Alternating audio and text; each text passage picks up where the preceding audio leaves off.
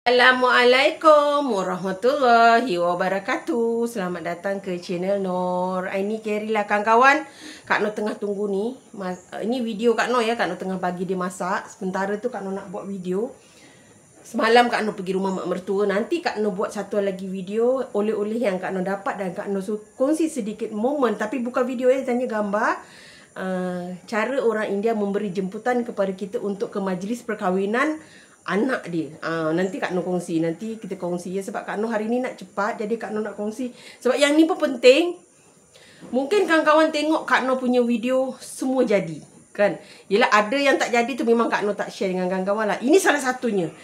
Kak Nur sebenarnya ikutkan mula rasa syak. Dia tak jadi. Sebab walaupun ragi tu sedap. Mungkin kawan-kawan dah tengok kan. Kak Nur pernah tunjuk kat kawan-kawan. Kak Nur tengah balut tapai. Ada videonya kan dekat channel ni. Tapi Kak Nur dah memang macam ada feeling yang tak cantik lah. Walaupun Kak Nur dah jaga semua kan.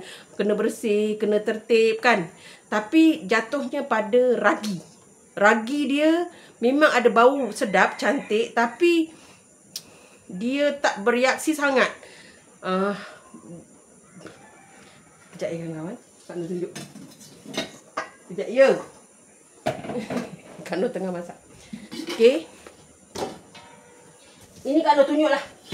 Bau tapai tu ada. Nampak tak? Tapai tu kering. Dia tidak berair. Padahal ini dah hari ketiga. Sepatutnya Kak Nur kongsi video ni untuk kawan-kawan. Dia memang tak jadi kawan-kawan. Betul-betul bantak. Baunya ada. Kalau yang pertama dulu Kak Nur buat. Kalau kawan-kawan tengok channel tu. Dia jadi berair elok. Ini. Tengok. Nampak tak? Dia berulat. Dia berkulat. Dia tak jadi. Nampak tak? Ni tak jadi kawan-kawan. Inilah. Bila kita jadi content creator masak. Akan ada momen yang menyebabkan kita akan dapat resepi yang tak jadi. Kawan-kawan selalu cakap, Kak Nur semua buat jadi. Tak kawan-kawan, tak. Ada yang Kak Nur tak jadi. Ni contohnya. Ini memang makanan yang berisiko untuk kita cuba. Tapi memang semua tak jadi kawan-kawan. Semua tak jadi. Kalau dia jadi, dia dah berair tau. Dia elok berair. Walaupun bau dia wangi kawan-kawan. Wangi sangat-sangat. Tapi tak jadi. Nasib baik Kak Nur tak buat banyak tau. Ni nampak tak? Tak jadi kawan-kawan. Tak berair sikit pun. Semua kering. Tak ada. Kadang-kadang begitulah kawan-kawan. Sebabnya Kak Nur slowkan api. Kak Nur slowkan api sikit. Dia memang akan tak jadi. Itulah cabarannya bila kami content creator masak. Kalau buat yang tapai putih dulu, Kak Nur buat elok je. Dia malam yang kedua tu, kita bila tu memang dah cantik bau dia. Lepas tu dia dah mula berair. Kita dah tahu. Besok memang dah jadi. Gitu. Tapi yang ni out. Tak boleh.